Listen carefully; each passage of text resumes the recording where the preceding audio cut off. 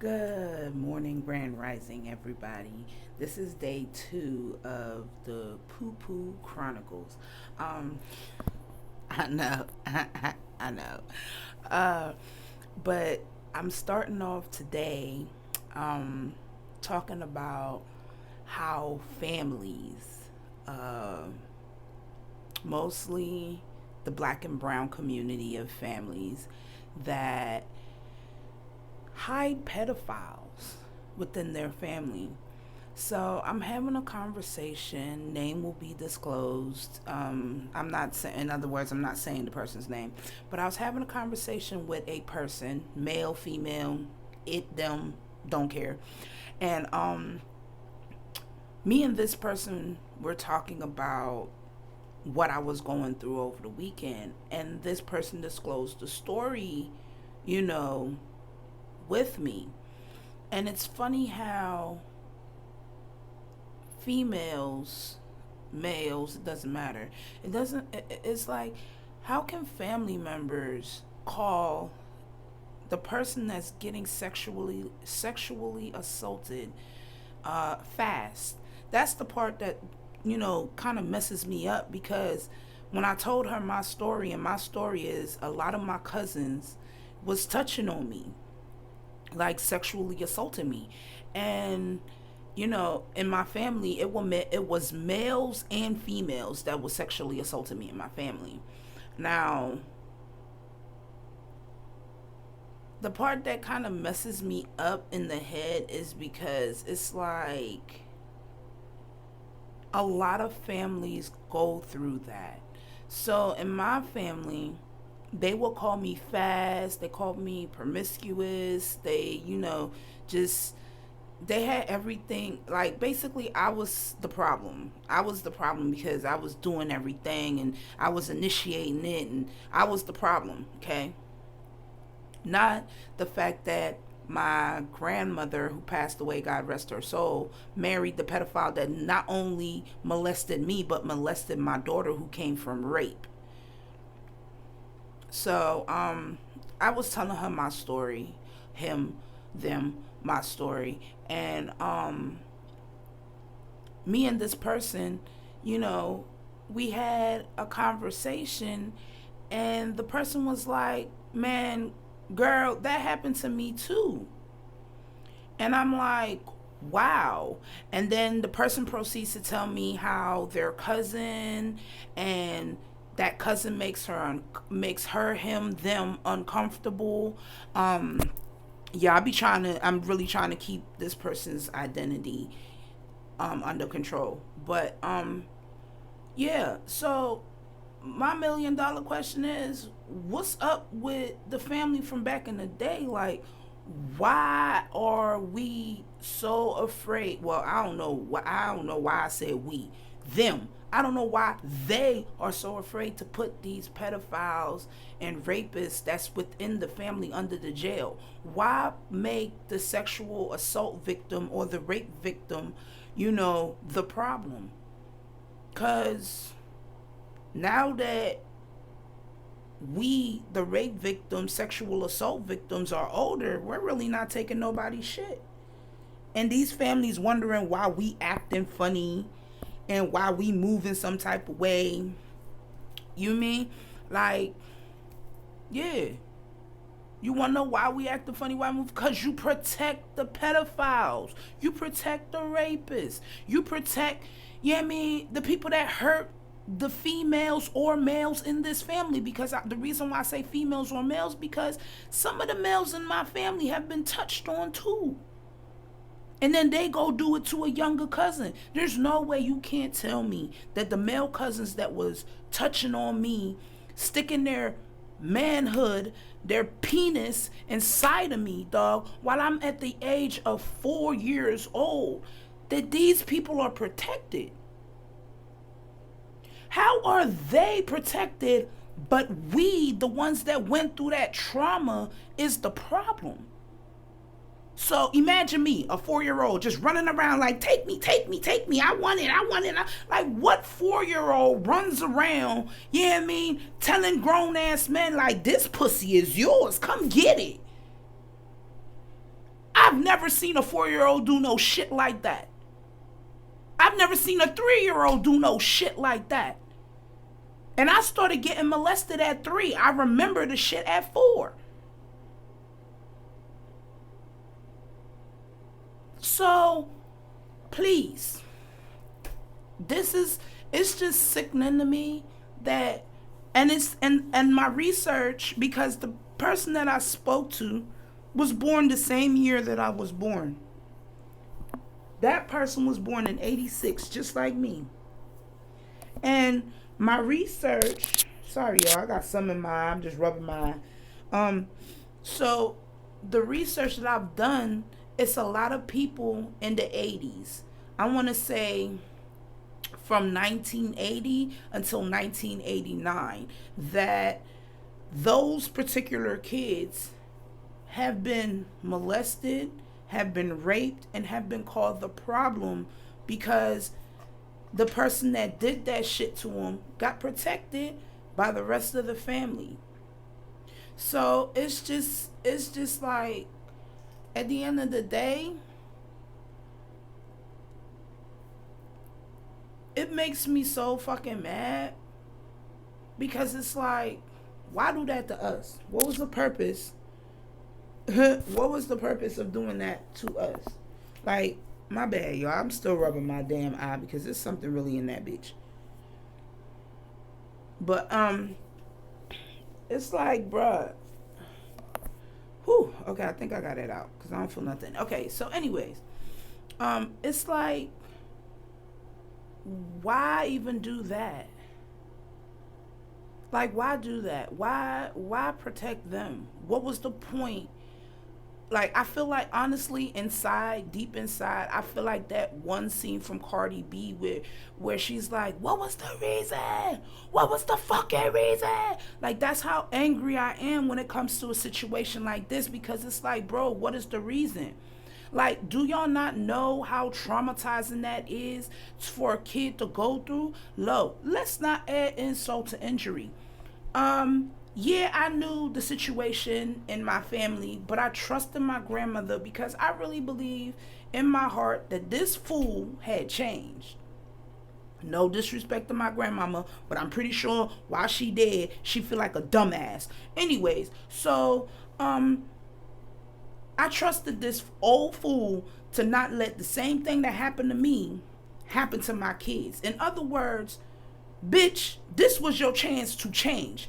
This was your chance to put your foot down. This was your chance to be a mother to somebody. Not your kids, not me, but my kids. This was your chance to be a fucking adult and do right by me. Nigga, fuck the rest of your kids. Because clearly, something wrong with your kids. But me, nigga, you could have did right by me by doing right by my kids. Instead, what this woman do? Let the same husband that she married that molested me molest my daughter. Do y'all not know my 18-year-old remembers that shit to this day, and then remember the exact amount of money he was paid to be quiet while this man continued to touch on his sister? And then everybody want to call my child a bad child because he started whooping my grandmother's ass.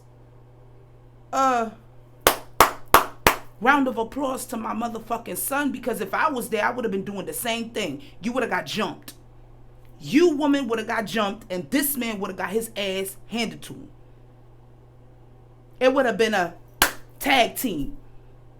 You got the game fucked up. Niggas would have got their ass torn. Now, please understand why my son don't fuck with the family.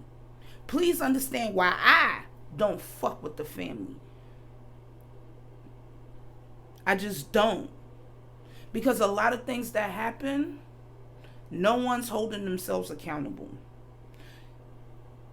Instead of a cousin who found me to be so disrespectful and then blocks me on social media, yeah, I mean, please explain to me why that cousin all of a sudden want my address. I know I spoke about it yesterday or whatever, but this is what I'm talking about. Like, we don't fuck with you. I don't fuck with you. My kids don't fuck with you. Like, and I don't understand why everybody else in the family even fuck with you. Because, bitch, your cousin was molesting me and then I was the bad guy. I was the one that initiated because I was fast. This is the story that you, your bitch ass mama, and everybody else in that fucking household believed. Y'all believed that shit. Nobody looks at the age difference. At that time, I was either 11 or 12. David was a grown ass man. David had to have been about 16 or 17. But of course, the 12-year-old initiated it. The child, the underage child initiated it while a 15, 16-year-old took advantage of her. The shit that goes down in my family, dog. And people wonder why I felt so safe with my great-grandmother. Because none of that shit took place at my great-grandmother's house. None of this shit took place at Dora's house. All that shit took place at Yvonne's house. Oh, I'm sorry. The family house. All that rape and molestation took place at 69 Bridge Road, Brooklyn Settlement, Sangre Grande, Trinidad and Tobago, West Indies. Rape, molestation, all that took place there. That's my personal. My daughter, my middle child, who came from rape, all her sexual abuse happened at my grandmother's house. I don't know the address. I just know it's in Northeast Stand Settlement in Sangre Grande, Trinidad, West Indies. So for the Trinidad people who's watching the house, this is the house in Northeast Stand Settlement that got shot up. Someone shot the house up. This the house that got shot up. Again, this the house that got shot up. Shot up. Okay, so this is the same house her sister lives in to take care of the pedophile that lives there. Like, honestly, I really do wish that everybody, and I'm not saying it as a bad thing, I'm just saying it so that I could live peacefully. I wish everybody that came up against me, everybody that sat there and allowed these men to not only molest and rape me, that molested and raped my daughter as well. They didn't rape my daughter, they molested her. I got her out of there before they can rape her. Like, God made it so. So anyways, the people that raped and molested me and also molested my daughter, I really wish that they just go away. In my heart, I hope they die. A slow, long, painful death. The day my grandmother died, when she saw my face, tears rolled out of her eyes. And all I can tell that woman is, I forgive you.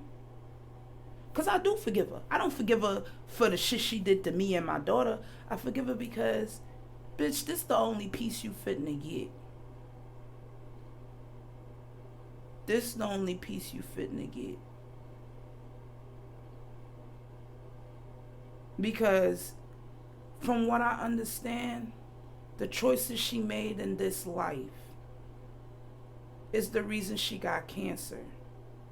The choices she made in this life is the reason she died the way that she did.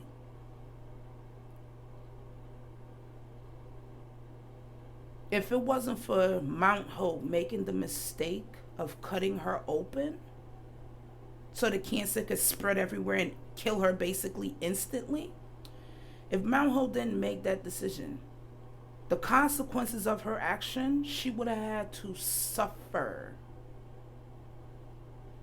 slowly and die. That's would have been her punishment. And don't get me wrong, I love my mother, but that would have been her punishment. That would have been her fucking punishment. She may have acted like she didn't know she had cancer, but she knew. She knew that that was the consequences of her action. And not just one action, several actions. Like, she tried to make peace in the end with everybody around her.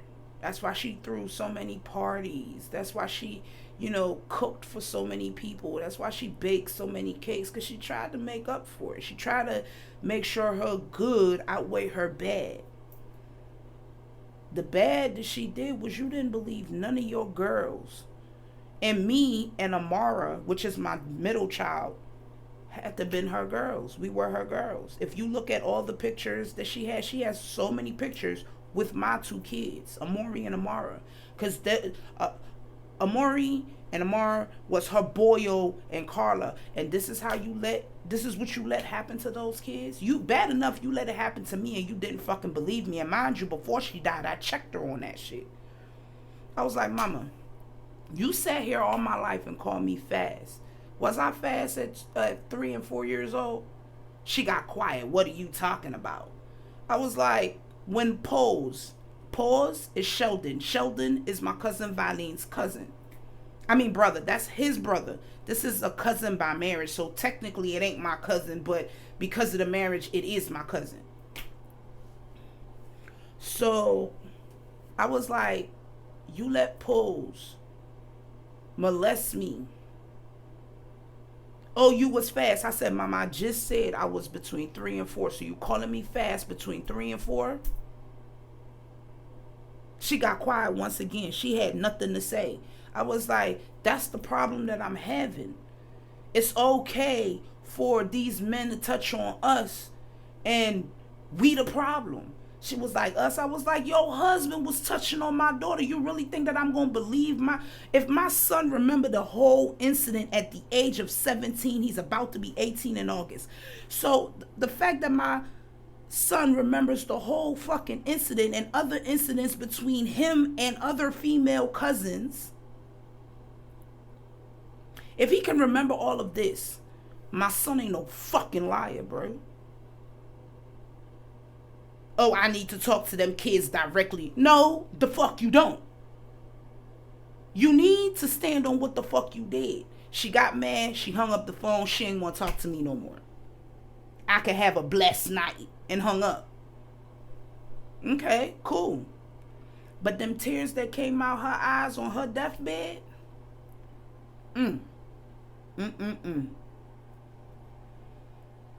I forgive her. That's my mama. I will always love her. And I forgave her. I forgive everybody else.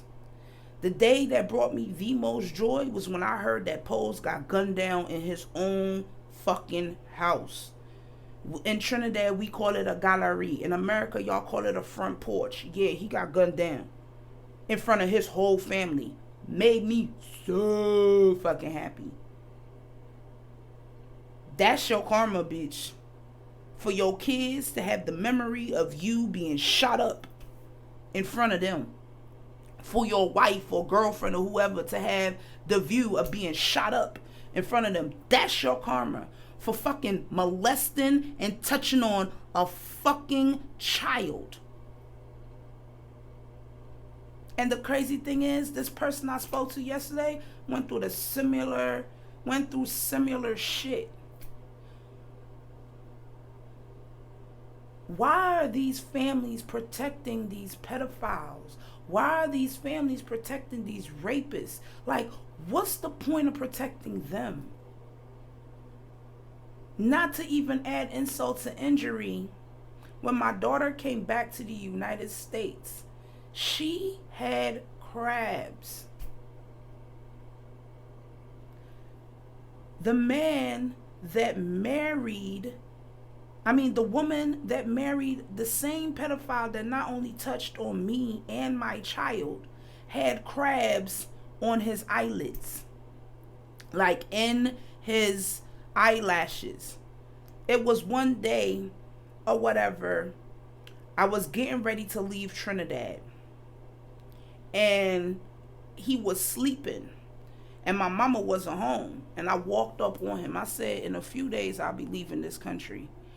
I said, if you ever touch my daughter the way you touch me, I promise you, you're going to die a long, slow, painful death. And as I'm saying this to him, I'm looking him in his eyes, because from the time I stood over him, he felt like somebody was over. He opened up his eyes real fast. I said, I don't give a fuck about none of that shit. You better not ever touch my daughter. I promise you're going to die a long, slow, painful death. And as I'm looking in his eyes, I start seeing the little critters crawl all over, his face. And then I'm playing with my daughter before I left, and I saw the little critters in her hair. And I went off with my grandma. I said, why is he so close to my daughter? And this is in her scalp. I'm like, why is he so close to my daughter? Because the shit crawling in her scalp came from that nigga's eyes. Oh, how you know? I got close enough to see that he got crabs in his fucking eyes, which means his face was down there in somebody's coochie, and he got crabs in his eyes. Before I left, the crabs left my daughter's head. When my daughter came to me, she had crabs in her hair, armpits, you know what I mean? Because she had a little bit of hair in her armpits or whatever. You know what I mean? She didn't have no hair down there, but why did my daughter come back to the United States with crabs? And then my daughter, like, I had a little boyfriend messing with CJ, and my daughter running all throughout the house without no drawers, which made me uncomfortable because, again, I am a sexual assault, sexual violence victim, survivor, however you want to call it. Basically, I went through the shit. So it kind of triggered me. And I was about to tear her from the frame. I mean, I was about to whoop her ass. But I called her in my room, and I asked her, why do you feel comfortable to be running around with no underwear on? And she's like, Mom. And then she started crying. I said, oh, hell no. So Amori heard her crying because Amori thought she was going to get fucked up. And Amori busted in the room. He was like, nah, Mom, we got to talk. My son always been a little gangster.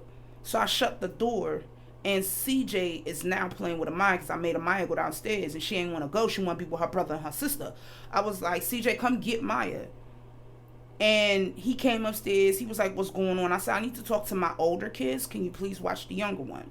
So CJ took Maya, they go downstairs, and they downstairs playing. Mind you, this is after I kicked my grandmothers out the house. This is after the fact that my grandma getting ready to go back to Trinidad, and she talking about let me take Amara with me. Bitch, no. So I'm talking to Amori, and Amori was like, Amara, just tell mommy. Just tell mommy. It's okay to tell mommy. So my daughter just lays down on the bed. She doesn't tell me nothing. She lays down on the bed and she shows me what happened. And Amori confirms what the hell he saw. And then they both told me that she got money to be quiet. He got money to be quiet. Oh. Back then, y'all know how rowdy I was. Yeah, I immediately snapped the fuck out. I went and got drunk. CJ sat with the kids. Janine chased me down to the bar. This is Lamar's Janine. Came chase me down to the motherfucking bar. And she's like, what the hell? I said, let me get drunk. Because if I don't get drunk, I'm going to fight somebody. I got tore up from the floor up. We walks back to my house. This is in Homewood. We walks back to my house. And then I proceeds to tell Janine and CJ why the fuck I just went off. The next day, CJ drives me to the hospital with my daughter. I lets them know they found the crabs. They cleared it out. They did what they had to do or whatever. They ran the test. They say, yes, she has been molested. And I called my grandmother as soon as she called me to tell. Well, matter of fact, no, she called me to tell me that she made it to Trinidad. And I said, so you let your nasty ass husband touch on my daughter. So what the hell are you talking about? I took her to the hospital and she's been molested. Oh, so you just gonna believe that? Yes, bitch, I'ma believe my fucking kids. I went off on her. I let her ass have it. She hung up on me and I didn't give a fuck. You wanted to, like, in my head is, bitch, you wanted to take my daughter back to Trinidad so that man could finish raping and molesting her?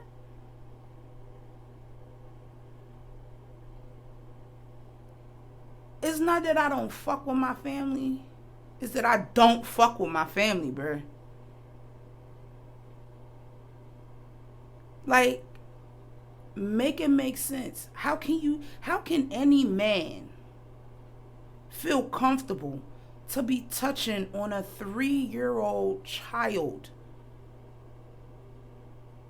And you touched on my child her whole life. I don't I don't understand why Barbara Henry is even taking care of that man.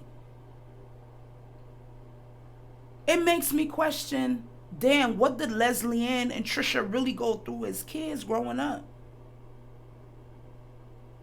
It make me wonder what the fuck Lystra, Brenda, and Donna went through when they was growing up. Like, what did my cousins go through, dog? What did they go through that they're fucking hiding? Like, because the crazy thing is, Barbara, which is Leslie and Trisha's mother, was so wrapped up into Trisha that she didn't give two fucks about Leslie Ann. Now the dynamics is reversed. She don't give two fucks about Trisha, but she's all wrapped up in Leslie Ann. What the fuck happened to my cousin when she was younger, bruh? Because Leslie Ann the only person I fuck with. So what happened to this young lady when she was younger? Matter of fact, what the fuck happened to my cousin Marvin that made him stay away from all y'all bitches? What the fuck happened to Donna that made her never want to come back to Trinidad again? And don't sit there and tell me, oh, it's abuse from the family. And ain't no fucking physical abuse made them stop coming. I believe it was sexual abuse that made Donna say, I ain't never set foot in Trinidad again. I believe that it was sexual abuse that made my cousin Leslie Ann the black sheep in her mother's eyes. I believe a lot of the female cousins in my family have been sexually assaulted. Now, I will say my Uncle Jerry and any other of my great uncles never did that shit to me. But it makes me question who did what to who, why these people act the way that they act amongst themselves. I separate myself from the equations. Don't nobody know where I live. Don't nobody know where I am. Don't nobody know nothing about me. People think I'm still in Florida. People think I'm in Cali. People think I'm in Timbuktu, fucking Tululu. And that's fine. That's fine. I wish people think I was dead. That'd be better. That means everything that's coming up against me will stop in an instant.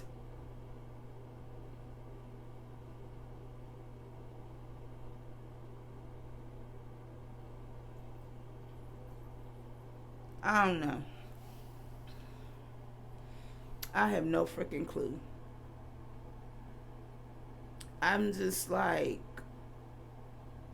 please, people, if your kid comes to you and tell you such and such been touching on him and her, bruh, please believe your kid. Believe your child. I can't wait till God, the aliens up above, whoever the fuck is watching, you know what I mean, Buddha, Allah, somebody up there in the heavens, whoever the fuck is watching, please just go ahead and hurry up and wipe these type of people off the earth. If not them, bitch, me.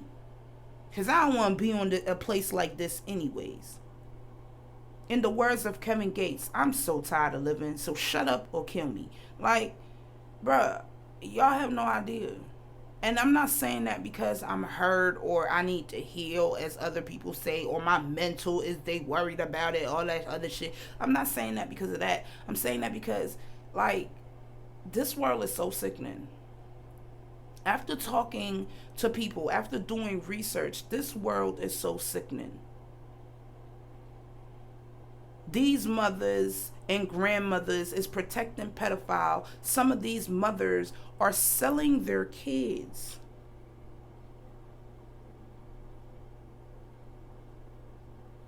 They're selling their kids. Oh, Amara, what do you mean? Oh, my biological mom sold me to her abusive, crack-headed, or coke. I still don't know, because he had a glass pipe, so it could have been crack, but he always had some white shit around his nose, so it could have been coke. It might have been both. But this nigga, I'm sorry, this white man was either on crack or coke, and everybody called him garbage. And they said Brenda went looking at the dump to find her a man. I'm just like, wow. Okay, so the man that Brenda, which is my biological mother, married, she sold me to him. That man used to come in my room from the age of 8 until 10 years old and watch me sleep every night. And as soon as he walk in my room, I would wake up. And when I'm up, he used to beat her ass because I was woke. So, you trying to rape me while I was asleep, bro? He would go kick, because he slept downstairs, she slept upstairs. He kicks in her door, which she always has barricaded. He kicks in her door, pushing whatever she had behind the door, because you could hear shit slamming around while he trying to break in her room. And he proceeds to whoop her ass. I feel like he was also raping my biological mom, because she would always scream, "Get off of me! Get off of me! Get off of me! Jerome, Jerome, get off me!" And he's whooping her ass. Until she go dead silent. And every time he come out the room, he's either adjusting his pants or putting his belt back on as he's walking out the room.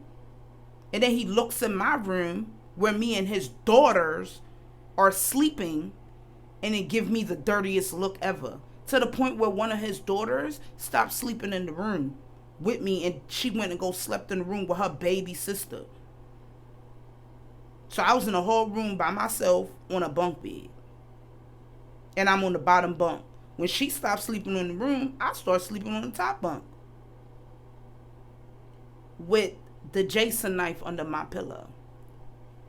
So Kanika and Afia Jones' father was positioned to take out all of his sexual and other frustrations out on the child that wasn't his.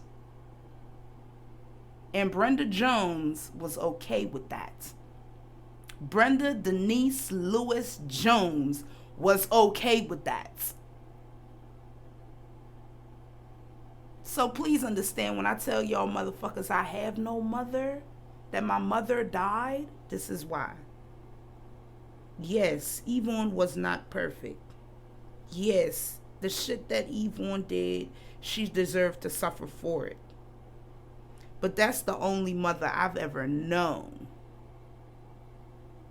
That is the only mother that ever showed me anything half decent. I know how to cook because of that woman. I know how to clean properly because of that woman. I know how to take care of myself and children because of that woman. Brenda only taught me how to rage. Brenda showed me how to rage. Brenda showed me the power of raging. Brenda also showed me the consequence of raging. Because now, according to her, she don't remember doing none of that shit. Oh, how easy it is for her not to remember she did none of that shit. I don't fuck with these people. And anybody that needs anything from me has to go through people like Leslie Ann. That's it.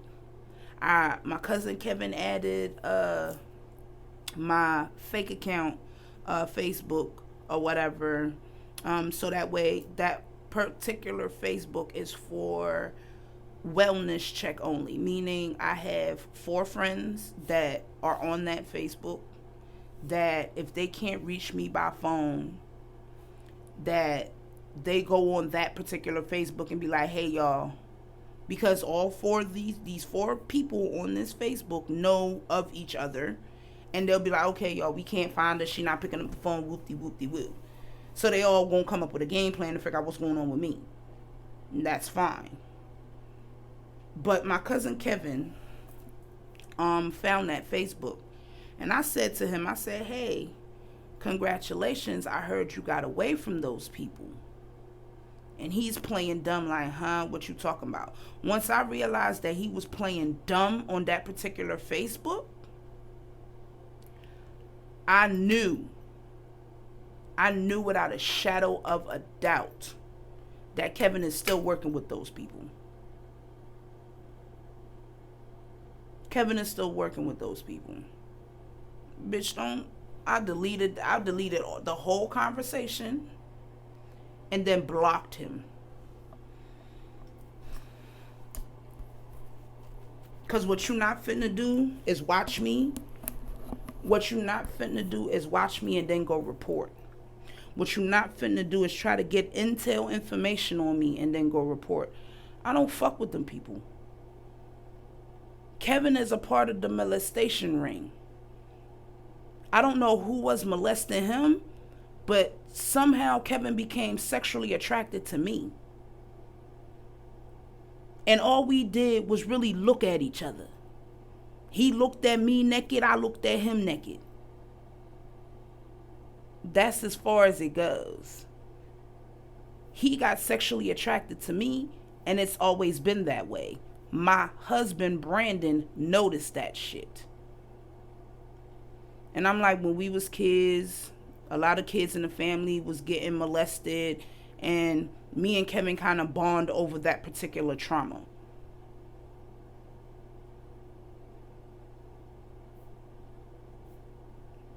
And that's the truth. We bonded over that trauma. Like, whenever he was going through his shit, he'll come hang out with me. I'll hang out with him. We used to dip off. Most of the times we dipped off and we was smoking cigarettes, talking about the shit. Like,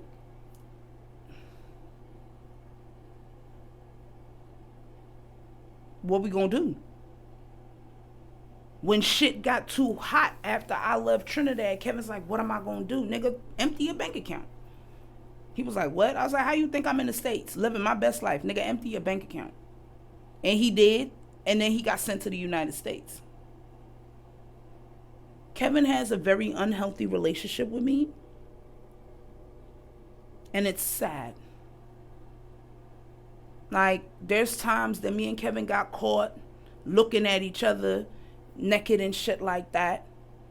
Yeah, we got caught by Nigel Bob, DJ Bob.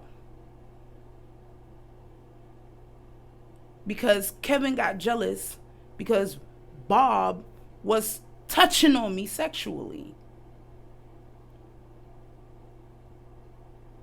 At a young age, apparently since I was the problem, I guess it was okay. As an adult, bruh, sick to my stomach. I'm ready to throw the fuck up.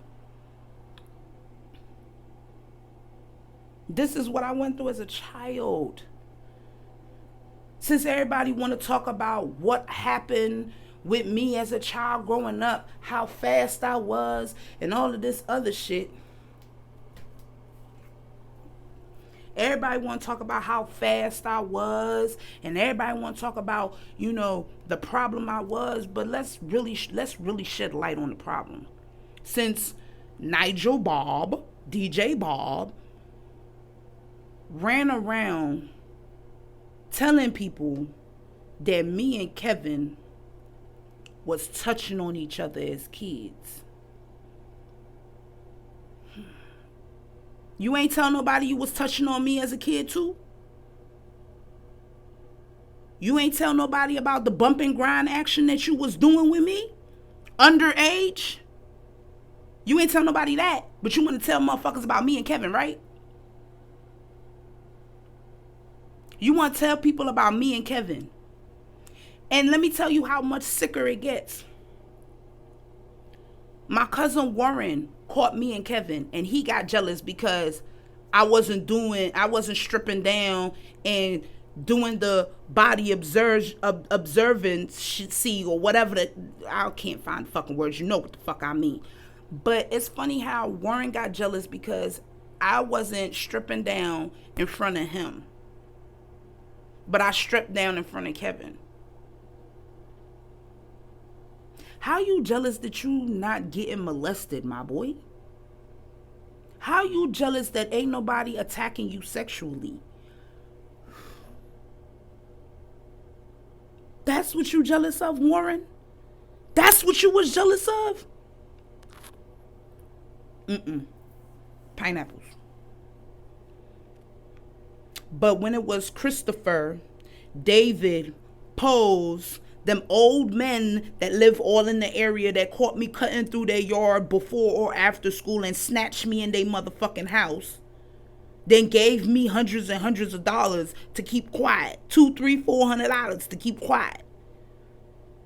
Got my grandmother whooping my ass asking me where this money come from. And I'm scared to tell her because she already swears that I'm fast. All the neighbors that report seeing me coming out of these people's houses. Did you all see, since y'all see so much, did y'all see that fucking nasty old man snatch me in his motherfucking house?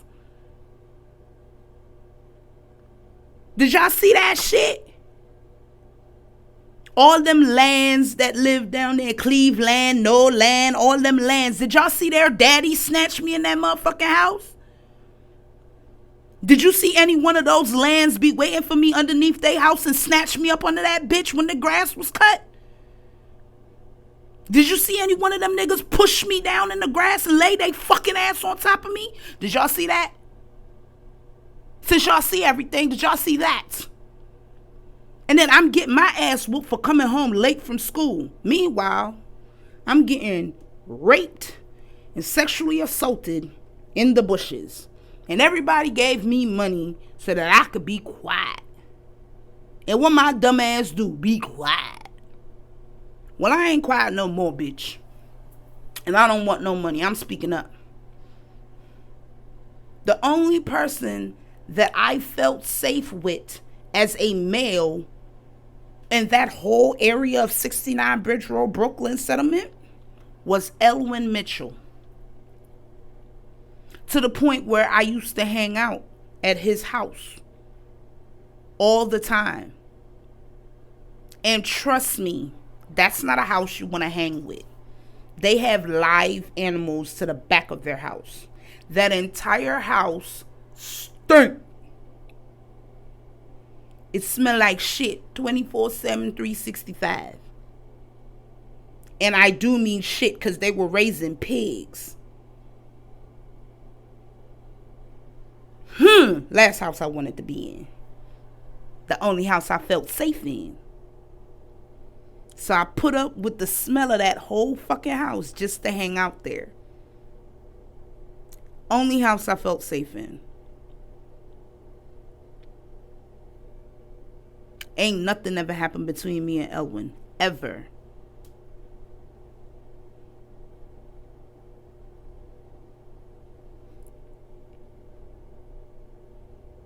Psst, psst, come here. No. Every day. Psst, psst, come here. It's to the point where I started saying no. No, I'm not. And I kept minding my business.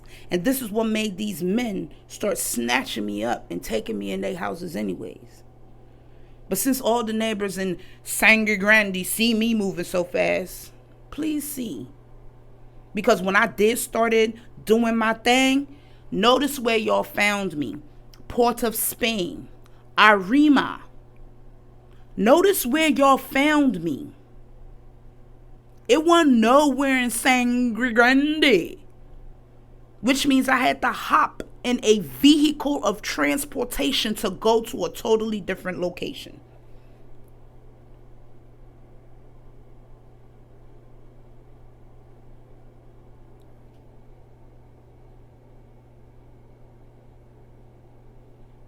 I wish anybody called me a fucking lie.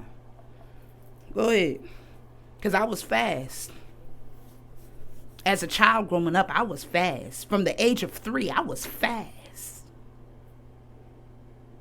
Getting raped and molested my whole life. Then to come to the United States to get beaten like a fucking bloody snake. And then be sold to somebody's husband to be sexually assaulted. Then to come back to Trinidad to get raped and sexually assaulted some more. And then be paid to keep quiet. My grandmother took me down to the jail, put me inside the jail, and told me if I don't behave myself, this is where I'm going to end up. The jail.